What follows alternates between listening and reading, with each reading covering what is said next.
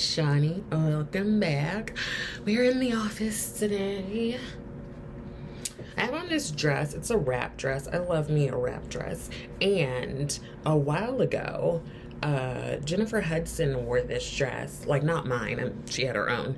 Wore this dress on her show. And I was like, look at me being all star-y and famous. Because I have the same dress. Anyway. So I just went in with this toner from Kiehl's. I got this in a little like gift bag when I bought some of their products when I was in Sephora. And now I'm going in with their facial cream. Now, maybe the if I'm gonna have to get somebody to open this.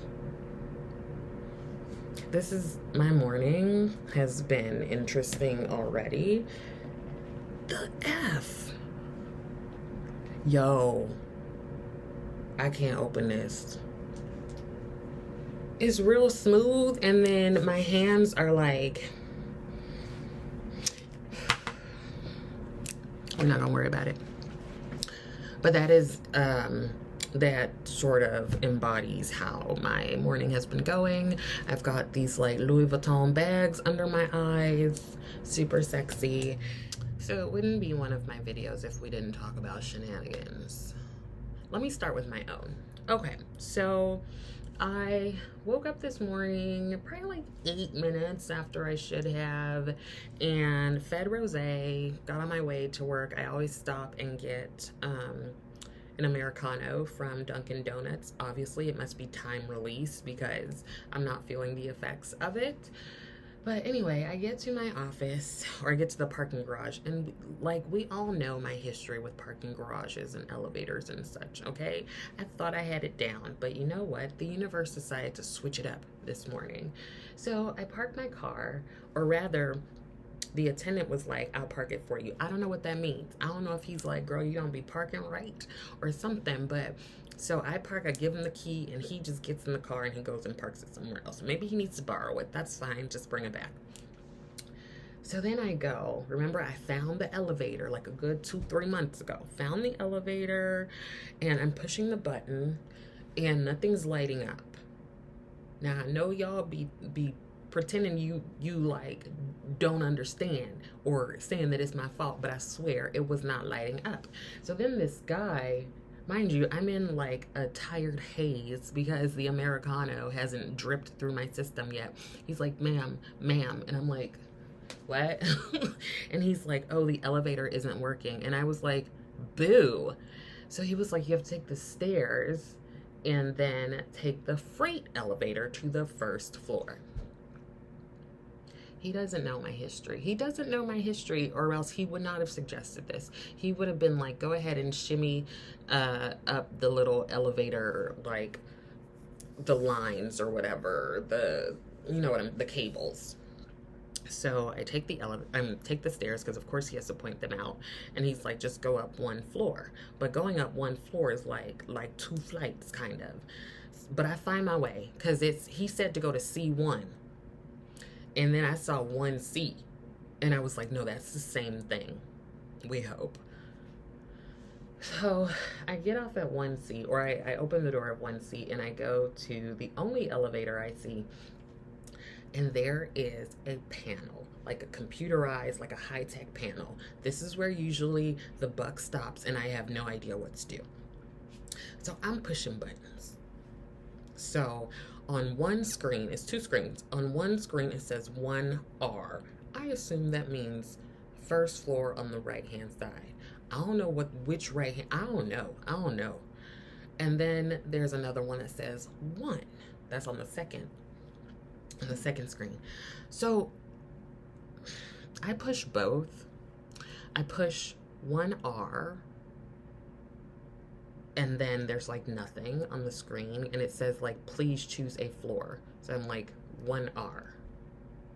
Please choose a floor. So I'm like, okay, 1.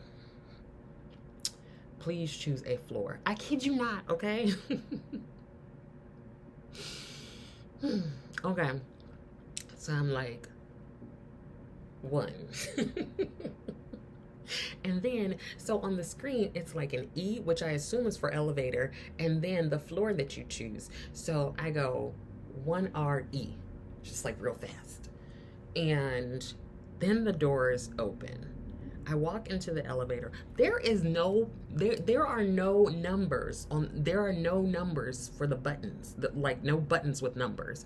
All there is like an open and a close. So I'm in the elevator. The elevator door is just closed behind me, and I'm like, I don't know what's gonna happen. I don't know what is gonna happen. So I get in the elevator, and then it just starts moving. And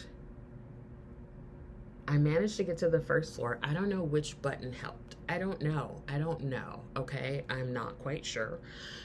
But I get there and I get out, thankfully, and I managed to find my way. Thankfully, like the security guard that I usually see was like right there. So I'm like, okay, I'm in the right place. I got off of the elevator like across from where I usually get off. So instead of making a right, I made a left. And I made it. I'm in my office. But child, it was just like, I was like, it's already starting. The coffee hasn't hit my veins yet. I'm lost, kind of, in the elevator. This man is telling me all kinds of stuff. Go up to C1, but it's 1C, push 1, but the buttons don't work, and like too much. So then I get here, and we have a new security person, and like we've had the same one for a while. We had two, but one of them left when the building changed management and all this stuff, which is super shady that they made him do that. So we had one who's been here forever. And then today I see that there's a new person, a woman, and I'm like, oh, hey, are you one of our new security people? And she's like, yes. And I'm like, okay, I'm Dr. So-and-so. I'm on the 6th floor. And she's like, oh, hi, I'm such and such. I'm like, okay, great. And I'm like, I'm gonna go to work now. So usually they tell you which elevator is open. Like Home Dude, the one who killed the bug for us, he's always like, and elevator number 2 is open, Dr. So-and-so. I'm like, yeah, thank you. But she didn't say nothing, but the elevator all the way to the left, the leftmost elevator, the doors were open. So I'm thinking it's waiting for me. I don't push a button. I don't push up, down, side, or nothing else. And I'm on my phone just like scrolling through. Let's look at client messages. Let's look at emails. So I'm thinking we going up. We not. We go down. So we're already in the lobby. So I guess we're in the like bowels of the building right now. And these two like maintenance guys get in, and they have just like these on a cart, these like buckets, and it says toxic. It says toxic material. They both have on gloves, and they're like, oh, are you going up? And I'm like, yeah. So like, I feel like sometimes people would just wait, especially if they have like toxic materials on their person. But they get on the elevator, and I'm just like scrunched in the back because it's like a big ass cart and then two dudes, right? And one of the buckets kind of shifts, but they catch it.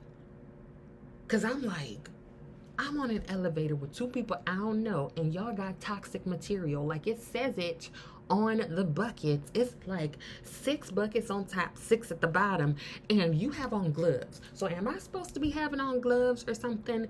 Like, so they get off at the lobby. So I'm seeing the lobby again because that's where I got on. And so then I finally push my floor, and I get here, and here we are. That's how my morning started. Just like that. And then I decided, let me sit down and look at some news. Now, sometimes I like to find out what's going on in like the music industry. So we all heard that the person who we think shot Tupac got arrested. So we'll keep up on that. And then Drake has been in the news for a while, like in these news stories. Like every week I find a story about Drake. So let me tell you what he's been doing. I don't know if you follow him. I don't. I don't really know his songs. What's the telephone? I know you seen it. Girl, I don't know. So the first story I remember from earlier in the summer was that he was doing a concert and this lady took off her bra and threw it at him on the stage, and he like looks at the size of the boobs of the bra and he's like, find her, we need to find her, you little nasty. So anyway, some girl comes on and she's like, that was my bra, on like TikTok or something. I'm like, girl, first of all, if I threw my bra at him, it'd probably like knock him out, or he'd be able to use it as like a parachute. But anyway, so that was one. So then every concert after that, he has people throwing their bras on stage. So he has like a room of brassiers. And my question is, are these new bras that y'all are throwing at this man on stage? Are these bras that you're currently wearing? And if so, like what now? You don't have any breast support. Is everybody throwing them? Is it size inclusive? And like, can I get it back if I go ahead and throw it on the stage? Do I need to like sew my name into it? Because bras are expensive. So these must be people who are getting some cheap bras, because my bras are like $35 per breast. And I typically get, you know, a bra that covers both breasts. So I'm just like, Drake, give me that bra back. I need my brassiere, Drake. I threw it on stage to just be cute like everybody else, but I'm gonna need it back, sir, because don't nobody have money like that to be throwing my bra on the stage and then, you know, like not getting it back. I'm gonna need you to return it. Here's a return envelope. Send me the bra back. So he had one show where I guess his son was gonna be on there, and he comes out and he's like, please don't throw no bras when my son is on stage. Okay, Drake. Anyway, so then there was another story where he just gave like, was it an Hermes bag or like a Louis Vuitton bag? He gave like some kind of high-end bag to homegirls just in the front row. So now I'm like, so all we got to do is throw our bra and then get up in the front row and we're going to get a Louis Vuitton or Hermes bag from you? Like, I need to go to a Drake concert, obviously, because I'm missing out. I'm for real missing out. And I think the purse that he gave her was like pink. I love pink. I love pink. Pink the singer and Pink the color. And then another story, because Drake liked to show out. He liked to be in the headlines from what I can see. He just walks into a club with a cool $250,000 in like one of those clear plastic tubs where you can like store, like where we used to. That just happened. There was like a thumbs up. Did you see that? Anyway, where you used to like store stuff when you were like in college and such. Just a cool $250,000, just, you know, in a tub. I don't know what he did with it, but I feel like that's real showy. First of all, you got a room full of brassiers. Second, you giving out Hermes bags. And third, now you walking up in here with $250,000. That's called privilege. You don't have nothing better to do with your life. And low-key, you could have given me that money so I could pay off these student loans. So I'm a little bitter. I'm a little bitter, Drake. I'm a little bitter, sir, because I feel like either the bag or the money would have really helped me. Or do I need to go to your show, or do I need to go to whatever club you're at? Because I need to have like a one-to-one conversation and ask you just a few questions just for a little bit of assistance. Make a donation to me, and that's tax deductible for you. It's a donation.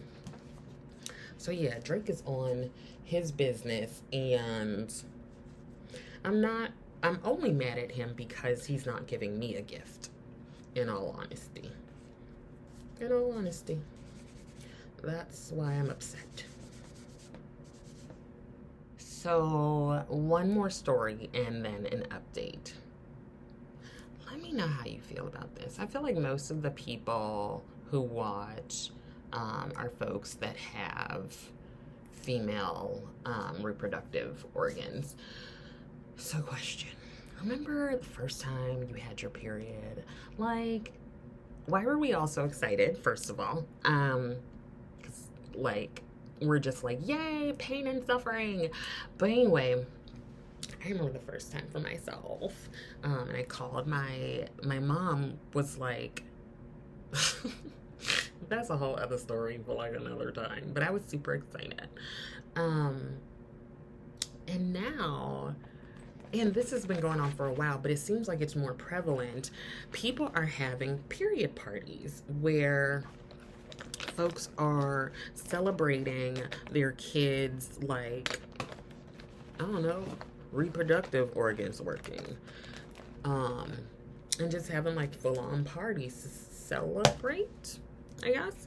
I think part of it is to make it more like common and natural, like just to talk about periods and stuff, going in with the Danessa Myricks Blurring Balm, which I appreciate because, you know, I've seen stories or heard people, especially who are male identified, who be like, ew, period. I'm like, how you think you got here?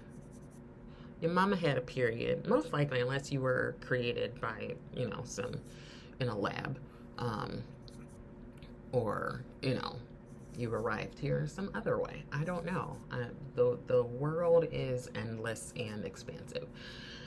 So, like, you got here because your mama skipped a period, okay?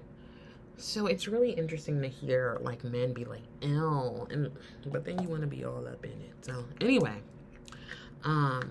they're having these period parties.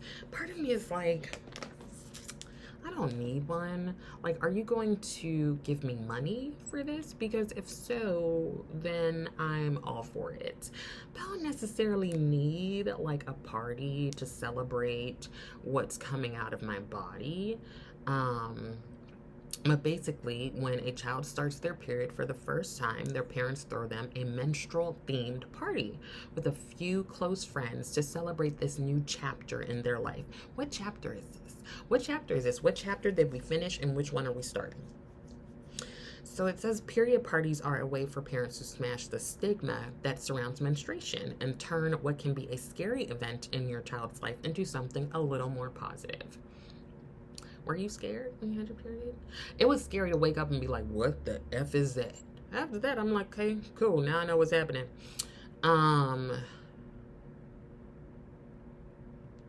It's taken off on, guess what, TikTok. And parents and older siblings are sharing their own period party decor and ideas. And it's really ruining certain things for me. Like, people often get a red velvet cake, and I'm real upset because I love red velvet cake. I know it's just chocolate cake with some red food coloring, whatever. It tastes different from chocolate cake, and it's delicious, especially with the cream cheese frosting. But people are having like bleeding Barbie dolls and like red dipped icing tampons and just, I don't know. That's all right. Like, we can have a party, but I don't need you to do like pretend blood. Like, I don't even like that on like Halloween stuff. Like, yeah.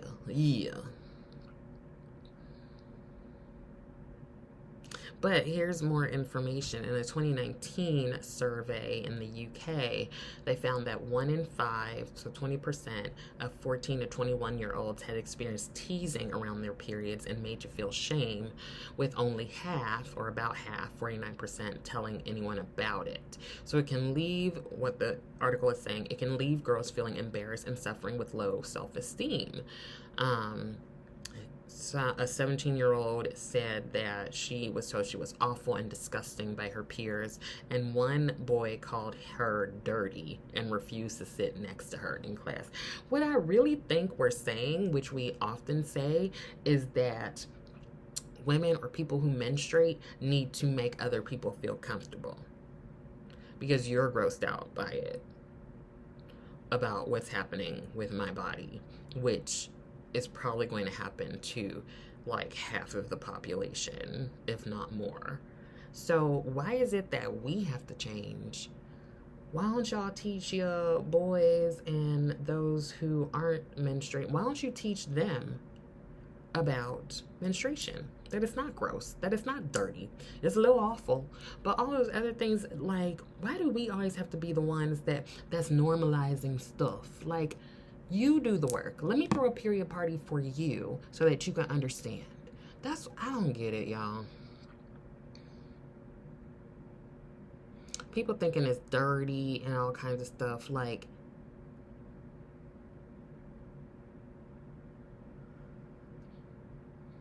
I don't know. Like, still, I don't think I would want a party.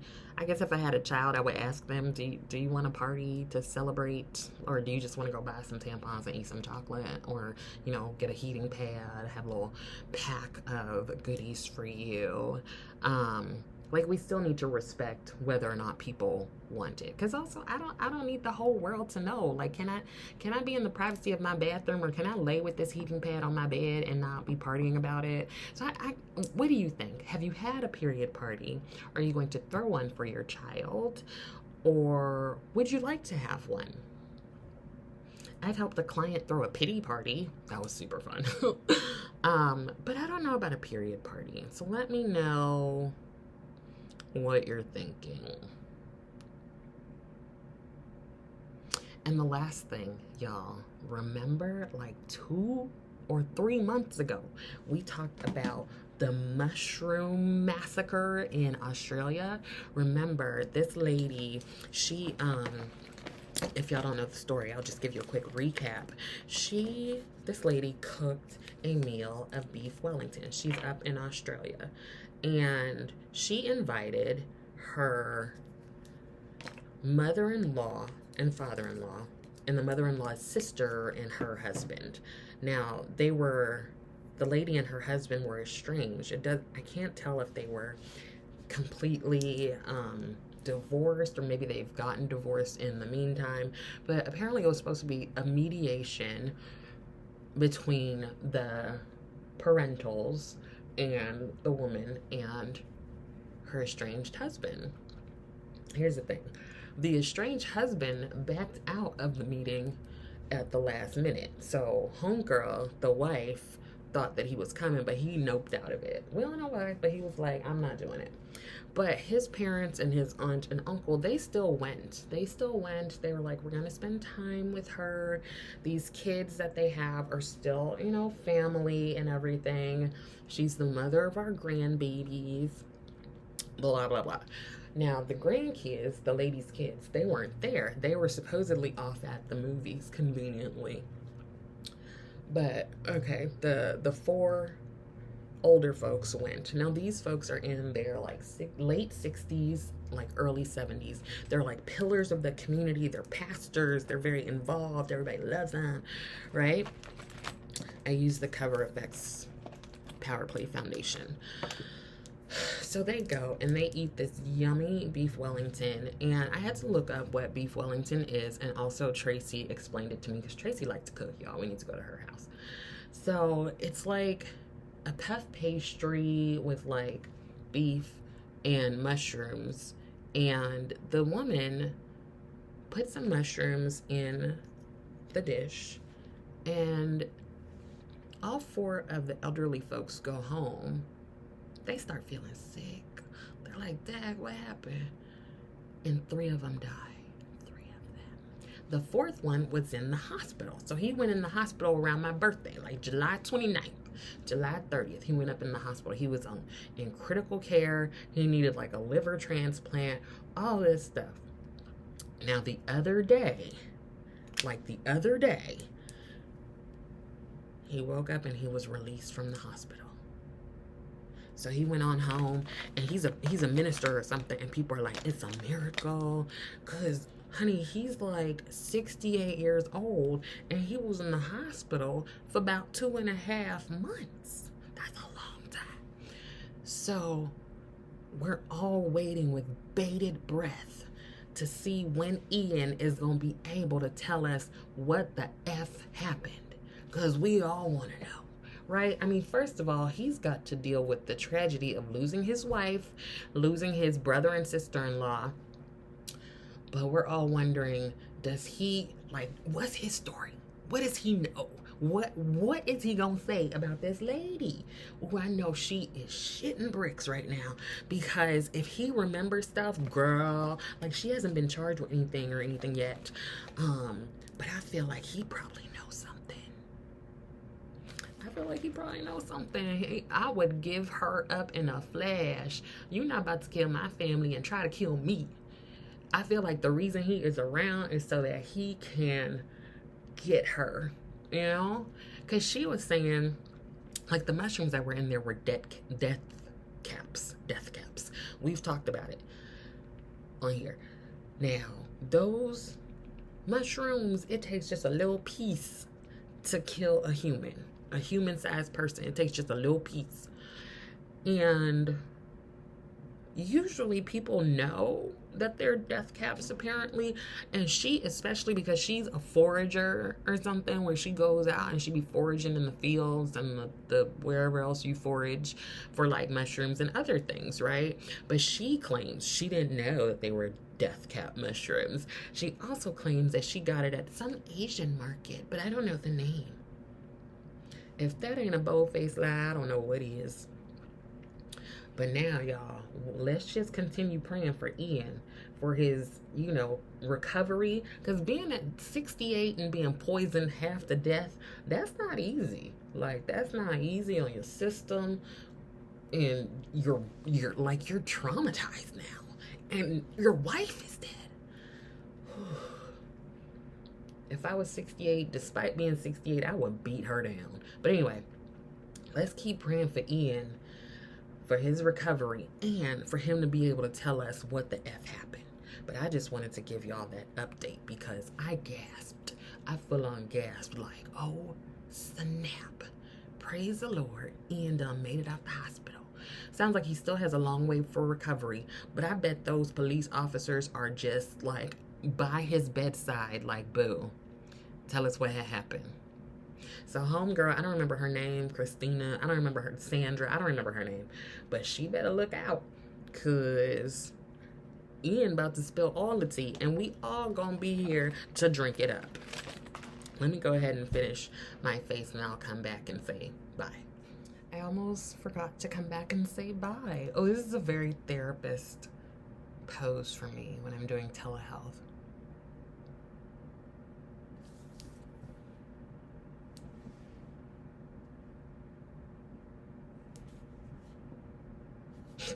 Anyway, I think that's it. I find so many news stories. I feel like I have to do more of these videos just because I really need to share them with someone, and it's much harder to, like, text them to my family all the time, and they get kind of tired of it. Anyway, I hope that you are continuing to take care of yourself. I hope that some of this was helpful. Let me know what's going on with you. Let me know if you have any news stories that you have stumbled upon. Let me know what you think of these, especially the period party, and also tell me how I can get in touch with Drake. Be sure to like the video and subscribe to the channel. That helps the channel get out there. Leave a comment. Thank you so much for watching, and I will see you next time.